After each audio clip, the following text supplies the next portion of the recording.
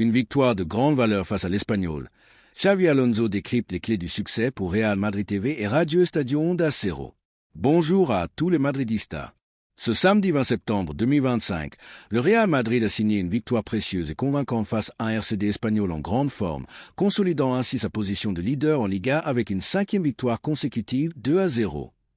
Ce succès, obtenu au Santiago Bernabéu grâce à 2 superbes frappes de loin signées des Militao et Kylian Mbappé, porte la marque d'un Real Madrid sérieux, discipliné et en constante progression sous la direction de Xavi Alonso. À l'issue de cette rencontre, l'entraîneur espagnol s'est exprimé au micro de Real Madrid TV et de Radio Estadio Onda Cero, revenant sur les clés de cette performance, les choix tactiques et l'importance du retour de joueurs majeurs comme Jude Bellingham et Eduardo Camavinga. Voici une analyse détaillée de ses propos, enrichie pour plonger au cœur de ce succès et de la vision d'Alonso pour son équipe. Les clés d'une victoire maîtrisée face à l'Espagnol. Interrogé sur les facteurs qui ont permis au Real Madrid de venir à bout d'un adversaire aussi redoutable que l'Espagnol, 3e de la Liga avant ce match, Xavi Alonso a livré une analyse lucide et posée. Je pense que c'est une victoire solide et aboutie. L'équipe a abordé ce match avec beaucoup de sérieux, une stabilité remarquable et une sérénité qui nous a permis de contrôler le jeu. Peut-être que nous avons manqué un peu de brillance dans le dernier tiers, un peu plus de tranchant pour créer davantage d'occasions franches, mais globalement, l'équipe a fait ce qu'il fallait. Nous n'avons pas été mis en danger, et c'est un point très positif. Cette victoire est essentielle pour continuer à grandir, à progresser collectivement. Et maintenant, nous tournons déjà notre regard vers le prochain défi, mardi en Ligue des Champions. Ce succès, marqué par une gestion intelligente du match, reflète la philosophie d'Alonso. Privilégier le contrôle et la discipline tactique, même face à un adversaire capable de surprendre, comme l'Espagnol l'avait fait en février 2025 avec une victoire 1-0. L'équipe a su imposer son rythme, neutralisant les velléités offensives des Pericos grâce à une organisation défensive irréprochable, orchestrée par une ligne arrière remaniée en l'absence de joueurs clés comme Antonio Rudiger, Trent Alexander-Arnold et Dean Huijsen. Cette solidité défensive, avec seulement 2 buts encaissés en 5 matchs de Liga, est le fruit d'un travail rigoureux à l'entraînement, où Alonso insiste sur une ligne compacte, des relances précises et un positionnement optimal pour couper les lignes de passe adverses. 2 golazos pour sceller la victoire. Les 2 buts du Real Madrid, véritables joyaux, ont été inscrits sur des frappes de l'extérieur de la surface, une arme que l'équipe travaille assidûment à Valdebeba, comme l'ont confirmé les joueurs eux-mêmes à Real Madrid TV. Le premier, signé des Militao, est intervenu sur une action bien construite, où le défenseur brésilien a su se projeter pour décocher une frappe puissante et précise, surprenant le gardien de l'Espagnol. Le second, marqué par Kylian Mbappé, est né d'une transition rapide orchestrée par Vinicius Junior, qui a récupéré le ballon, progressé avec sa vitesse fulgurante et servi Mbappé dans un timing parfait.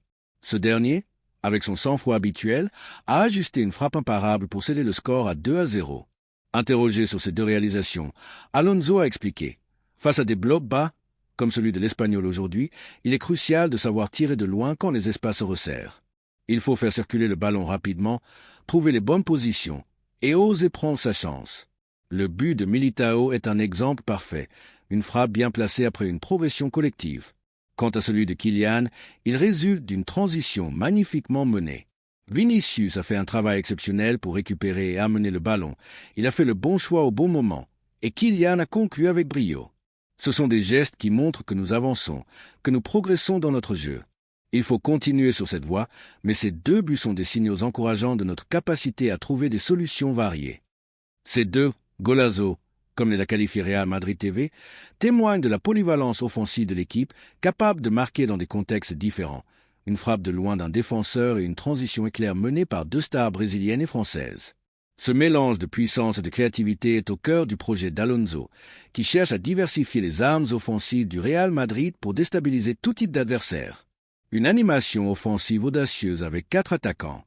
Au début du match, Alonso a surpris en alignant une attaque à 4 têtes, composée de Vinicius Junior, Franco Mastantuono, Rodrigo Goes, appelé Gonzalo dans l'interview, et Kylian Mbappé. Cette configuration audacieuse visait à maximiser la présence offensive dans la surface adverse et à créer des décalages par des mouvements variés. L'objectif était clair, générer un maximum d'occasions en ayant une forte présence dans la zone de vérité, tout en combinant différents types de mouvements, de l'amplitude sur les ailes à la recherche de profondeur, expliquait Alonso. Ces joueurs nous ont offert une belle stabilité offensive, avec des combinaisons intéressantes. Mais ce qui a vraiment fait la différence, c'est le travail du milieu de terrain. Aurélien Tchouaméni et Federico Valverde ont livré une prestation très sérieuse, apportant un contrôle précieux dans l'entrejeu. Ce sont des éléments qui seront cruciaux tout au long de la saison.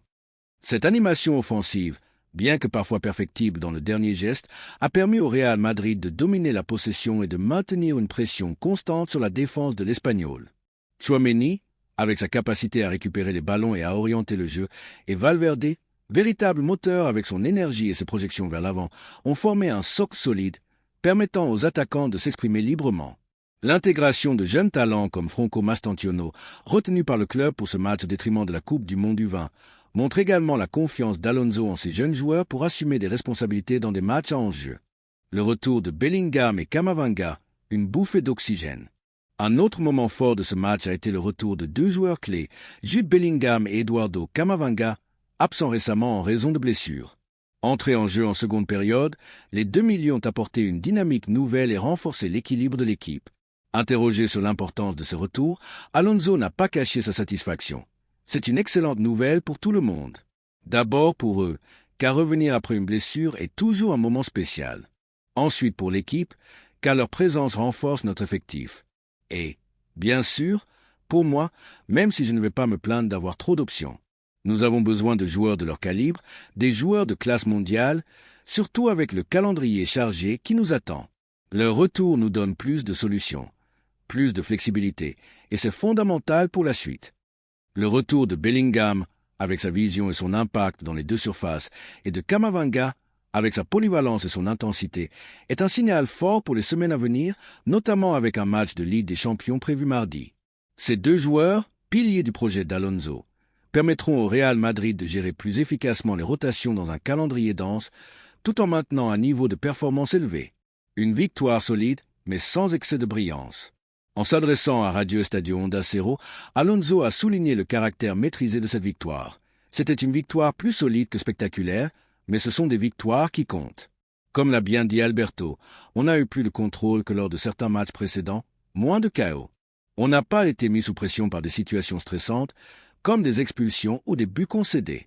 Ce n'est peut-être pas le match le plus divertissant pour le spectateur, mais en tant qu'entraîneur, ce sont des performances que j'apprécie.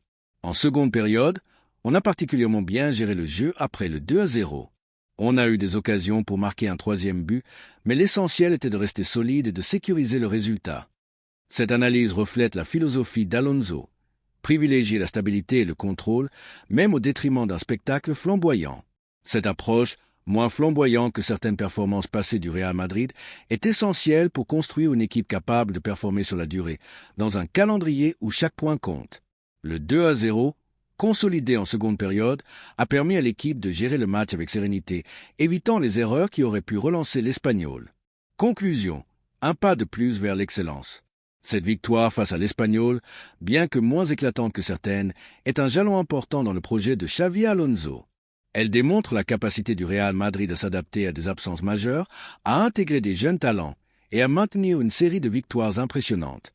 Avec les retours de Bellingham et Camavinga, le retour imminent d'Endrick et une attaque emmenée par Mbappé et Vinicius, le Real Madrid se positionne comme un sérieux prétendant à tous les titres. Madridista, que pensez-vous de cette performance? Les choix tactiques d'Alonso et les buts de Militao et Mbappé vous ont-ils convaincu? Partagez vos impressions dans les commentaires et restez connectés pour le prochain match en Ligue des Champions. À la Madrid, Xavi Alonso analyse la victoire précieuse du Real Madrid face à l'Espagnol et évoque l'avenir avec le retour de Bellingham, Camavinga et la gestion des égos. Le Real Madrid a consolidé sa position de leader en Liga avec une victoire convaincante 2-0 face à un RCD espagnol redoutable ce samedi 20 septembre 2025 au Santiago Bernabéu. Ce succès, marqué par deux superbes frappes de loin d'Eder Militao et Kylian Mbappé, a permis aux Merengues de maintenir leur série parfaite de 5 victoires en 5 matchs de Liga sous la direction inspirée de Xavi Alonso. À l'issue de la rencontre, l'entraîneur espagnol s'est exprimé au micro de plusieurs médias, dont Real Madrid TV, Radio Estadio Onda Cero, Cadena Cope, Cadena Ser, La Sexta, OK Diario et El P. Dans ces échanges, Alonso a livré une analyse détaillée des clés du succès, a commenté ses choix tactiques, la gestion des émotions de ses joueurs et les perspectives d'avenir avec le retour de joueurs clés comme Jude Bellingham et Eduardo Camavinga. Voici une reformulation enrichie et approfondie de ses propos, plongeant au cœur de cette victoire de la vision d'Alonso pour son équipe. Une victoire pour continuer à grandir. Interrogé sur les raisons de cette victoire face à l'Espagnol, Alonso a souligné le sérieux et la maîtrise affichés par son équipe. Nous avons scellé une victoire précieuse, une performance solide qui nous permet de continuer à progresser. Le match n'a peut-être pas été le plus spectaculaire, mais il était maîtrisé de bout en bout. L'équipe a joué avec beaucoup de sérieux, une stabilité remarquable et une sérénité qui nous a permis de contrôler le tempo du jeu. Peut-être aurions-nous pu apporter un peu plus de brillance dans le dernier tiers, être plus incisifs pour créer davantage d'occasions franches, mais l'essentiel était là. Nous n'avons jamais été mis en danger. Nous avons fait ce qu'il fallait pour sécuriser les 3 points, et c'est une étape importante dans notre construction collective. Maintenant, nous tournons déjà notre regard vers le prochain défi, mardi contre Levante en Liga. Cette analyse reflète la philosophie d'Alonso, qui privilégie la constance et le contrôle, même au détriment d'un spectacle flamboyant. Face à un Espagnol compact, 3e de la Liga avant ce match, le Real Madrid a su imposer son rythme, neutralisant les velléités offensives des Pericos grâce à une organisation défensive irréprochable. Cette solidité, avec seulement 2 buts encaissés en Liga cette saison, est le fruit d'un travail tactique rigoureux à Valdebeba, où Alonso insiste sur une ligne défensive compacte, des relances échelonnées et un positionnement précis pour couper les transitions adverses. Le score de 2-0, consolidé en seconde période, a permis à l'équipe de gérer le match avec sérénité, même si, comme l'a noté Alonso, un 3e but aurait pu parachever la performance. La gestion des émotions et des substitutions. Un moment clé du match a été la sortie de Vinicius Junior et Franco Mastantuono, 2 joueurs qui ont montré des signes de frustration au moment de leur remplacement. Anton Meana, de Cadel Nasser, a interrogé Alonso sur la situation de Vinicius, notant que le Brésilien n'a pas encore disputé un match complet cette saison. Hier, vous nous avez dit que vous avez parlé avec Vinicius, et aujourd'hui, nous vous avons vu échanger avec lui au moment de son remplacement. Est-ce que son absence de match complet est liée à une méforme, ou est-ce qu'il ressent une pression parce qu'il ne se sent pas indiscutable à vos yeux?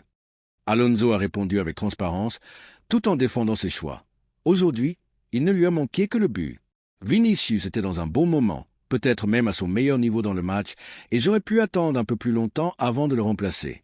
Mais j'ai estimé qu'il était temps d'apporter du sang frais sur les ailes. Franco Mastantuono, lui aussi, voulait continuer à jouer. Quand je l'ai remplacé, il m'a dit « Mister, pourquoi moi ?» Et j'ai répondu « Oui, Franco, c'est toi ?» Avec Vinicius, c'était un peu similaire. Il se sentait bien. Il voulait rester sur le terrain, et peut-être que j'aurais pu le laisser quelques minutes de plus. Mais dans un match comme celui-ci, où il s'agissait de garder le contrôle, nous avions besoin de joueurs frais pour maintenir l'intensité. Il reste beaucoup de matchs à jouer, et Vinicius a eu des occasions. Il a même touché le poteau. C'est dommage qu'il n'ait pas marqué, mais je suis satisfait de sa prestation. José Luis Sanchez, de la Sexta, a enchaîné sur le même sujet, notant l'agacement visible de Vinicius au moment de sa sortie. Vous avez dit qu'il était dans son meilleur moment, mais il semblait frustré par son remplacement. Comment gérez-vous cette situation, surtout quand un joueur comme lui quitte le terrain en montrant de l'énervement? Alonso a répondu avec calme, mettant en perspective la réaction des joueurs. C'est tout à fait normal. Vinicius est énervé, tout comme Franco, qui n'était pas ravi non plus. Quand je lui ai confirmé qu'il sortait, il n'a pas sauté de joie, mais c'est une réaction humaine. Tous les joueurs veulent jouer, surtout dans des moments où ils se sentent bien. Je suis très satisfait du match de Vinicius et de celui de Franco. Ils ont donné beaucoup à l'équipe, mais avec un calendrier aussi exigeant, il faut savoir gérer les énergies. Parfois, il faut des joueurs frais à des moments précis, et c'est une décision qui profite à l'équipe sur le long terme. Ce n'est pas une question d'ego, c'est une question de stratégie collective. Ces échanges montrent la capacité d'Alonso à gérer les égos de ses stars tout en maintenant une autorité incontestée. Sa décision de remplacer Vinicius et Mastantuono, malgré leur frustration, reflète sa vision à long terme. Préserver la fraîcheur physique de ses joueurs dans un calendrier chargé, tout en envoyant un message clair sur l'importance du collectif au-dessus des individualités. Le retour de Bellingham et Camavinga, un atout majeur. Arantxa Rodriguez, de Cadel a interrogé Alonso sur l'avenir de Jude Bellingham et Eduardo Camavinga, de retour de blessure lors de ce match. Avec le retour de Bellingham et Camavinga, quel rôle envisagez-vous pour eux, notamment pour Bellingham? Est-ce qu'il retrouvera une position similaire à celle qu'il occupait lors du mondial des clubs, ou quelque chose de différent? Alonso a répondu avec clarté, détaillant sa vision tactique. Jude Bellingham est à son meilleur dans un rôle de milieu offensif, capable de se projeter vers l'avant, de combiner avec les attaquants et de s'associer avec les autres milieux. Son énergie, Son déploiement physique et sa qualité technique sont impressionnants. Plus nous parviendrons à le mettre dans des situations où il peut exprimer tout son potentiel, mieux l'équipe jouera. Lors du mondial des clubs en décembre dernier, il a brillé, mais le contexte était différent. L'équipe n'était pas la même, et depuis août, nous avons posé des bases plus solides. Avec le retour de Jude et d'Eduardo, nous gagnons 2 alternatives de très haut niveau. Après des blessures longues, il faut les réintégrer progressivement, mais leur présence est une excellente nouvelle pour l'équipe. Olivier Lorenzo, Delpech, a poursuivi sur le positionnement de Bellingham et son éventuelle complémentarité avec Arda Güler. Pouvez-vous nous préciser votre plan pour Bellingham et comment cela pourrait affecter la position d'Arda Güler sur le terrain? Alonso a offert une réponse nuancée, révélant sa flexibilité tactique. Jude et Arda peuvent occuper des positions similaires, mais ce n'est pas une question de choisir l'un ou l'autre. Ils peuvent jouer ensemble et je pense même qu'ils se complètent très bien. Nous l'avons vu par moments lors du mondial des clubs. Jude apporte son intensité, sa capacité à couvrir le terrain et sa qualité dans le dernier tiers, tandis qu'Arda peut descendre un peu plus bas pour initier le jeu, associer et créer. Avec Aurélien Tchouaméni, qui est à un excellent niveau, et Federico Valverde, qui forme avec lui une paire très stable, nous avons une base solide. Eduardo Camavinga, qui revient progressivement, et Dani Carvajal, qui a fait un match remarquable à Saint-Sébastien, nous offrent encore plus d'options. Ces possibilités me permettent de varier les schémas tactiques, et c'est une richesse pour gérer la saison. Le retour en forme de Raúl Asensio. Charles Martin, Doké Diario, a mis en lumière la performance de Raúl Asensio, titularisé en défense centrale aux côtés d'Eder Militao. Vous avez souvent dit que tous les joueurs seront importants. Aujourd'hui, Raúl Asensio, après une saison dernière compliquée et un mondial des clubs difficiles, semble avoir retrouvé son meilleur niveau. Quel impact cela a-t-il pour l'équipe et combien avez-vous travaillé avec lui pour en arriver là? Alonso n'a pas caché son enthousiasme. C'est une excellente nouvelle, sans aucun doute. Ce qui s'est passé lors du mondial des clubs, pour Raúl comme pour toute l'équipe, appartenait à un contexte très différent, avec une autre dynamique et un effectif moins structuré. Il était important de tourner la page et Raúl l'a fait avec brio. Ce matin, avant le match, nous avons longuement discuté de ce que nous attendions de lui, du type de match qu'il allait affronter. Il a répondu avec une grande maturité, une assurance remarquable et a tenu son rôle avec beaucoup de sérieux. C'est une très bonne nouvelle pour lui, qui retrouve de bonnes sensations, mais aussi pour l'équipe. David Alaba, qui n'a pas pu jouer aujourd'hui, est prêt à revenir, tout comme Fran Garcia. Parfois, il faut attendre son tour. Mais Raúl a su saisir sa chance aujourd'hui, et cela renforce notre profondeur d'effectif. Conclusion, une équipe en constante progression. Cette victoire face à l'Espagnol, bien que moins spectaculaire que certaines, est un jalon crucial dans le projet de Xavi Alonso. Elle montre la capacité du Real Madrid à gérer des matchs en jeu avec sérieux, à intégrer des jeunes talents comme Raúl Asensio et Franco Mastantuono, et à tirer le meilleur de ses stars, malgré des frustrations passagères comme celle de Vinicius. Les retours de Bellingham et Camavinga, combinés à la solidité d'un milieu emmené par Tchouaméni et Valverde, offrent à Alonso une palette d'options pour les défis à venir, à commencer par le match contre Levante mardi. Avec une attaque portée par Mbappé, Vinicius et Rodrigo, et un effectif qui se renforce progressivement, le Real Madrid s'affirme comme un prétendant sérieux à tous les titres. Madridista, que pensez-vous de cette performance et des choix d'Alonso? Partagez vos impressions dans les commentaires, et restez connectés pour la suite de cette saison palpitante. À la Madrid. Xavi Alonso décrypte la victoire face à l'Espagnol et évoque la gestion de son effectif étoffé pour Real Madrid TV, Radio Marca, Mundo Deportivo, Diario Marca, Cadena Cope et ABC. Le Real Madrid a poursuivi son début de saison 2025 à 2026 impeccable en s'imposant 2-0 face à un RCD espagnol redoutable ce samedi 20 septembre 2025 au Santiago Bernabéu, grâce à 2 super frappes de loin signées des Militao et Kylian Mbappé. Cette 5e victoire consécutive en Liga, obtenue avec sérieux et maîtrise, renforce la position de leader des Merengues et témoigne de la progression constante de l'équipe sous la direction de Xavi Alonso. À l'issue de ce match, l'entraîneur espagnol a répondu aux questions de plusieurs médias, dont Radio Marca, Mundo Deportivo, Diario Marca, Cadena Cope et ABC, offrant une analyse détaillée des clés tactiques, de la gestion des jeunes talents comme Franco Mastantuono et de l'évolution de stars comme Kylian Mbappé. Voici une reformulation enrichie et approfondie de ses propos, capturant l'essence de sa vision et les dynamiques du vestiaire madrilène. Les frappes de loin, une arme stratégique.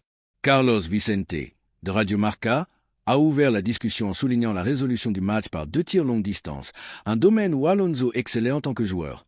Aujourd'hui, Le match s'est décidé grâce à 2 super frappes de loin, un domaine où vous étiez redoutable à votre époque. Certains entraîneurs considèrent cela comme un simple recours. Mais quelle est votre vision? Allez-vous encourager vos joueurs à utiliser cette arme régulièrement? Alonso a répondu avec pragmatisme, mettant en avant l'importance de cette solution tactique. Ce sont les joueurs qui doivent prendre l'initiative de tirer. Face à des blocs bas, comme celui de l'Espagnol aujourd'hui, les espaces se réduisent dans la surface et les frappes de loin deviennent une option précieuse pour débloquer la situation. C'est une arme que nous travaillons à l'entraînement, car elle peut faire la différence contre des défenses compactes. Aujourd'hui, nous avons aussi cherché à exploiter les ailes, notamment avec Rodrigo appelé Gonzalo dans l'interview sur le flanc droit, pour apporter des centres. Nous n'avons pas toujours réussi à trouver la bonne connexion dans la surface, mais la présence de Rodrigo nous a offert cette menace supplémentaire. L'Espagnol s'est replié plus que je ne l'avais anticipé, cherchant à jouer en contre. En premier mi-temps, ils ont récupéré quelques ballons dangereux, notamment dans notre moitié de terrain, ce qui a valu une carte jaune à Aurélien Tchouaméni. Cela nous a obligés à travailler le match avec patience, à ajuster notre rythme. Ce type de scénario, où nous devons faire face à des blocs bas au Bernabéu, risque de se répéter souvent cette saison. Nous devons encore améliorer notre fluidité dans la circulation du ballon pour atteindre la dernière ligne plus efficacement. Mais avec ces 3 points en poche, nous pouvons analyser le match avec plus de sérénité et continuer à progresser. Cette réponse illustre la capacité d'Alonso à lire le jeu et à adapter son équipe à des contextes tactiques exigeants. Face à un Espagnol replié, le Real Madrid a su trouver des solutions variées, combinant des tirs de loin et des tentatives de percer par les ailes, tout en maintenant une solidité défensive pour contrer les transitions rapides des Pericos. La gestion d'un effectif riche, un défi et une opportunité. Abraham Romero, de Mundo Deportivo, a interrogé Alonso sur la gestion de son groupe en s'appuyant sur son expérience de joueur au Real Madrid et à Bayer Leverkusen. Vous avez été joueur dans ce club, et sans parler spécifiquement de Mastantuono ou Vinicius. Quelle différence trouvez-vous dans la gestion d'un groupe ici par rapport à Leverkusen? Quelles difficultés ou facilités rencontrez-vous dans la gestion quotidienne des minutes? Alonso a répondu avec une réflexion nuancée sur son rôle d'entraîneur. La richesse de l'effectif est une chance, mais elle implique aussi une responsabilité importante dans la prise de décision. C'est pour cela que je suis ici. Si je ne prenais pas de décision, je ne serais pas entraîneur. Chaque choix compte. Les bonnes décisions nous font avancer, les mauvaises peuvent nous coûter cher.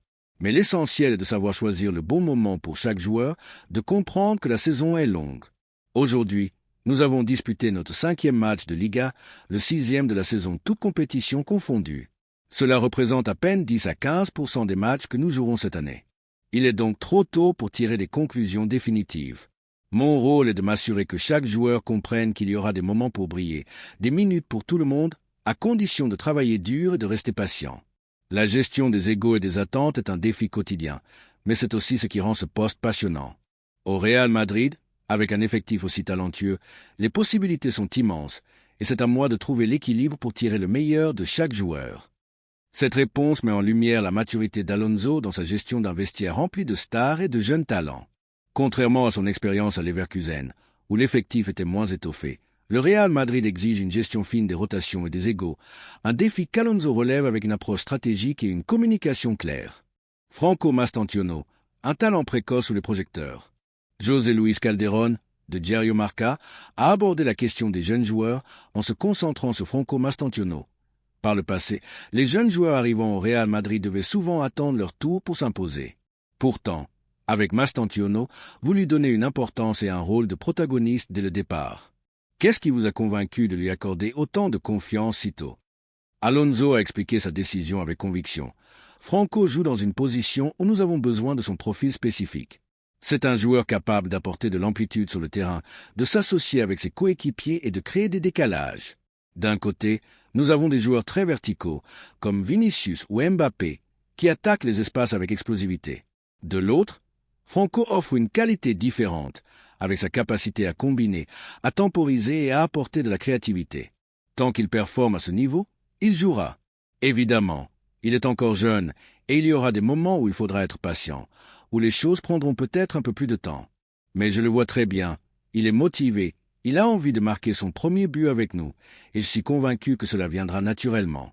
Forcer les choses peut parfois retarder l'échéance, mais en continuant à bien faire son travail, à respecter les consignes, les occasions et les moments exceptionnels arriveront. Franco a un talent immense, et il montre déjà une maturité impressionnante pour son âge. La titularisation de Mastantuono, à seulement 18 ans, dans un match aussi important face à l'Espagnol, illustre la confiance d'Alonso en ses jeunes joueurs. Cette approche contraste avec les saisons précédentes, où des talents comme Arda Güler ou Endrick ont parfois dû attendre plus longtemps pour s'imposer. La décision de retenir Mastantuono pour ce match, au lieu de le libérer pour la Coupe du Monde du vin, témoigne également de l'importance accordée par Alonso à l'intégration précoce de ces jeunes dans le projet collectif. Kylian Mbappé, un engagement défensif inattendu. Ruben Canizar, de BC, a mis en avant une action marquante de Kylian Mbappé en seconde période. On a vu une séquence où Mbappé, alors que le score était de 2-0, est redescendu dans son propre camp pour récupérer un ballon. Comment avez-vous réussi à obtenir cet engagement défensif de sa part, alors que des entraîneurs comme Luis Enrique et Carlo Ancelotti, pourtant très compétents, n'y sont pas parvenus? Qu'avez-vous fait pour révéler cette facette de Mbappé au-delà de son talent offensif? Alonso a répondu avec une analyse détaillée du rôle tactique de Mbappé. Aujourd'hui, Kylian a joué dans un registre un peu différent, plus en tant que second attaquant, un rôle déhangange qui lui demandait d'être plus impliqué dans la construction du jeu. Nous avons beaucoup discuté de ce que nous attendions de lui, avec et sans ballon. Quand nous n'avions pas la possession, il devait rester plus bas, proche des milieux comme Tchouaméni et Valverde, pour participer à la récupération. Cette position, moins avancée que celle d'un pur avant-centre, lui a permis d'être à une distance idéale pour effectuer des efforts défensifs, comme cette récupération que vous mentionnez. L'Espagnol, avec son bloc compact et ses ballons longs joués par leur gardien Dimitrivski, cherchait à exploiter les transitions. Maintenir une égalité numérique au milieu était crucial, et Kylian a parfaitement compris son rôle. Il a une intelligence footballistique exceptionnelle. Quand on lui explique clairement ce qu'il doit faire, il l'exécute avec précision. Bien sûr, lorsqu'il joue plus haut, sa verticalité le pousse souvent loin du but adverse, ce qui limite ses efforts défensifs. Mais aujourd'hui, dans ce rôle de second attaquant, il a été excellent, que ce soit dans la récupération ou dans sa finition, comme en témoigne son superbe but. Cette réponse met en lumière la capacité d'Alonso à tirer le meilleur de Mbappé en adaptant son positionnement et ses responsabilités. Contrairement à son passage au PSG ou au Mondial des clubs, où il n'a pas pu jouer, Mbappé montre sous Alonso une facette plus complète, combinant son génie offensif à un engagement défensif inattendu, un atout précieux pour l'équilibre de l'équipe. Conclusion, une équipe en construction, mais déjà redoutable. Cette victoire face à l'Espagnol, bien que marquée par un contrôle plus que par un éclat offensif, est un jalon crucial dans le projet de Xavi Alonso. Elle montre la capacité du Real Madrid à s'adapter à des blocs bas, à gérer les frustrations de ses stars et à intégrer des jeunes talents comme Franco Mastantuono et Raúl Asensio, tout en profitant du retour de joueurs clés comme Jude Bellingham et Eduardo Camavinga. Avec un calendrier chargé, incluant un match contre le Levante mardi, Alonso continue de poser les bases d'une équipe polyvalente et compétitive, fidèle à l'ADN conquérant du Real Madrid. Madridista, que pensez-vous de cette performance et des choix tactiques d'Alonso? L'émergence de Mastantuono et l'engagement défensif de Mbappé vous inspirent-ils pour la suite de la saison? Partagez vos impressions dans les commentaires et restez connectés pour vibrer avec le Real Madrid. À la Madrid!